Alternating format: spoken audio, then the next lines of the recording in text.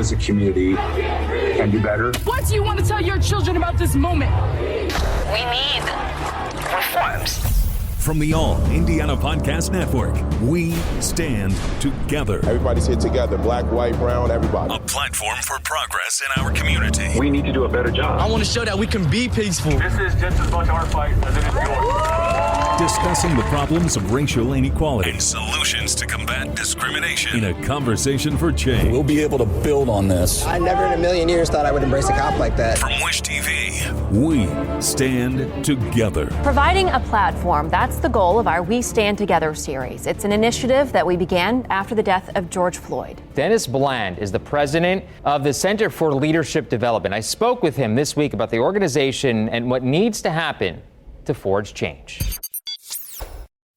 What can 160 years of experience teach you about the future? A lot, especially when it comes to protecting what matters. At Pacific Life, we've helped people and businesses confidently embrace the future with life insurance, retirement income, and employee benefits. With strategies built on strength and trust, and a promise to be here for you today and tomorrow. Ask a financial professional how Pacific Life can help you today. Pacific Life Insurance Company, Omaha, Nebraska, and in New York. Pacific Life and Annuity, Phoenix, Arizona.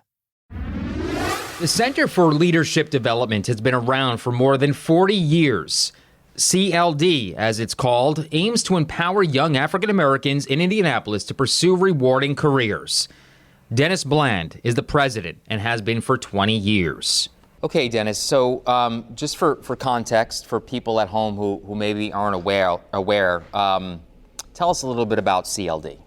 Sure, and thank you for having me. Sure. The Center for Leadership Development was founded in 1977, when some community leaders got together and said, essentially, how do we create a program that helps African American youth dare to be aspirational?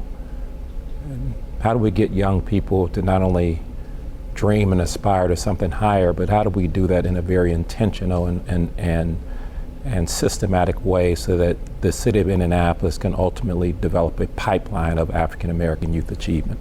So the organization started in 1977, offering one program to achieve that mission, putting young people on an academic, college, and career track so they could become professional business and community leaders.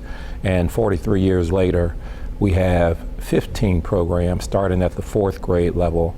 And we have a college prep institute where we serve about 4,000 students and parents a year, trying to prepare them for success. So you've been the president now for 20 years, but you were a part of this organization going farther back than that. That's right. I actually had the opportunity to be blessed because of somebody else's vision. The organization started in 1977, and 5 years after its founding, I was a participant in the program while I was a student at Broad Ripple High School.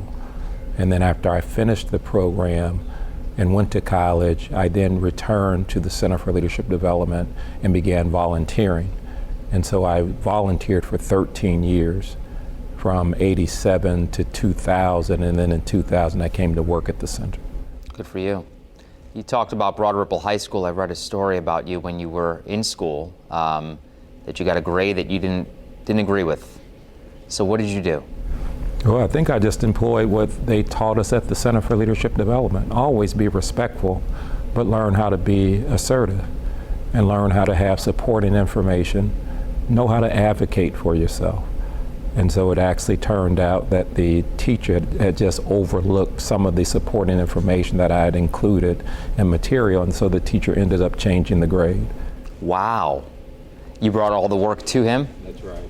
And then teacher said, wow, I overlooked this. Yeah, that's exactly right. And the teacher was very gracious about it. So I'm glad I wasn't mean or hostile about it, but very respectful. But the Center for Leadership Development distinguishes assertiveness training, and they distinguish assertiveness skills versus aggressiveness or non-assertiveness. And then in that training, they really distinguish the types of behavior, some characteristics of the behavior, but then the outcomes and the ramifications and implications for each of the types of behavior. And so you get these really real-life circumstances and scenarios that you get a chance to practice. And that was one of those situations at the high school where there was a chance to apply what they were teaching us. Good for you. Good for you. Take me back a few months to the George Floyd incident. What was your reaction?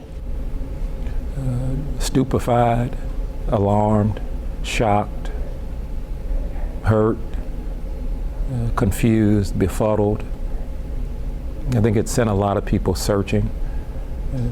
I think it evoked some deep thought, some deep contemplation about life, about society, about civility, about our community, about our city, our state, our nation, our world, our culture. It prompted a lot of deep thinking and deep reflection. We've seen videos like this before, though, over the years. Why do you think specifically this incident prompted all of that? Well, it's probably a combination of factors. One, you had COVID that is taking place and has been going on in the pandemic, and so the heightened stress, the heightened anxiety. You then also have the history of racism, so you have issues that are mounting and building. And even if there is not an overt reaction, you know that there are some responses that are happening within people, and you never know where ultimately there will be that straw. But I think there was also just the very visceral nature in which we saw, and people had an opportunity to witness an incident that resulted so tragically when it seemed to be, well, the person was already apprehended. So it shocked all level of reasoning. And so I think a combination of those factors just really contributed to the powder keg ultimately being lit. What were your thoughts on the protests that followed? I'm a lawyer by training, so I understand the power of protest. I understand the First Amendment right and the power of that right. And I even respect, even more so, the founders who would actually put that into the Constitution as right.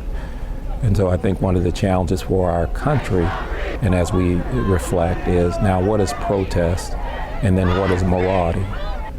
Well, what is protest and then what is vandalism and criminality that actually takes the focus off of your very legitimate and righteous causes? Where do we go from here, Dennis? Do you like any of the changes that have occurred since the George Floyd incident? Well, I think that's a sobering question. Where do we go? I think it starts with a fundamental question: where do we want to go? And in light of everything that's going on in society, I hope people who are influencers are saying, in light of all that has transpired in society, will we take a step or will we take an enormous leap? Will we make some minor changes or adjustments, or will we do a dramatic shift? Will we pivot as a society? Will we really use this occasion and say there's been so much heartache, there's been so much pain, there's been so much difficulty, we can't allow this opportunity to go by. And so let us really be visionary, let us be self-critical, and let us be really thoughtful about how we can really use this moment and transform a community from a racial standpoint.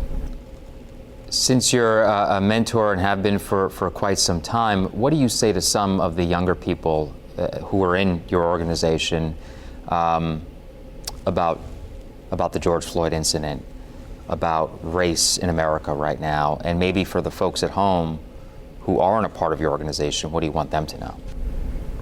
Well, I say to the young people that there are so many opportunities to really learn.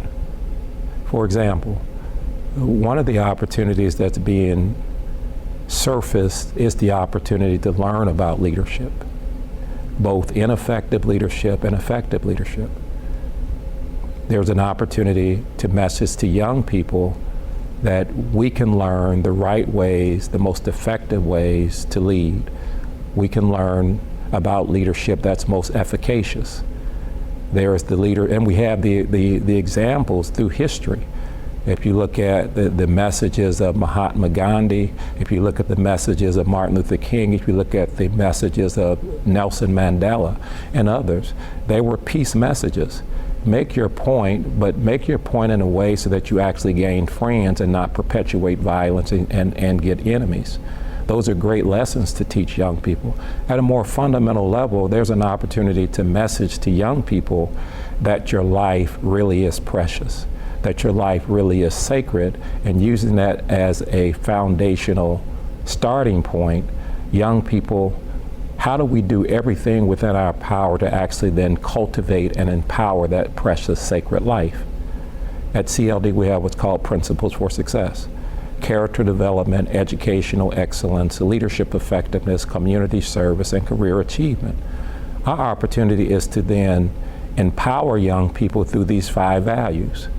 If you grow in character formation, if you grow in educational excellence, if you grow in leadership, you really understand leadership and begin to understand it as more than a word, and that leadership can go left or right, good or bad, but understand the force and the power of leadership as an agency for change. If you understand the power of service in giving and making community better through your involvement, instead of creating problems and chaos through your presence, and if you learn of the power of career and purpose and focus, if you're empowered in that way, then you actually have an opportunity to grow and thrive and excel, but then you also have an opportunity to then lead movements in an effective way.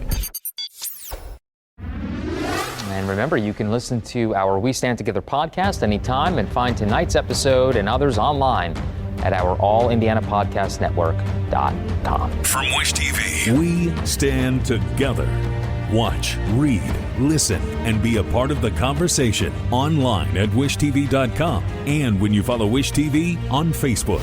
Find more episodes of We Stand Together and other podcasts from Wish TV online anytime at allindianapodcastnetwork.com. allindianapodcastnetwork.com.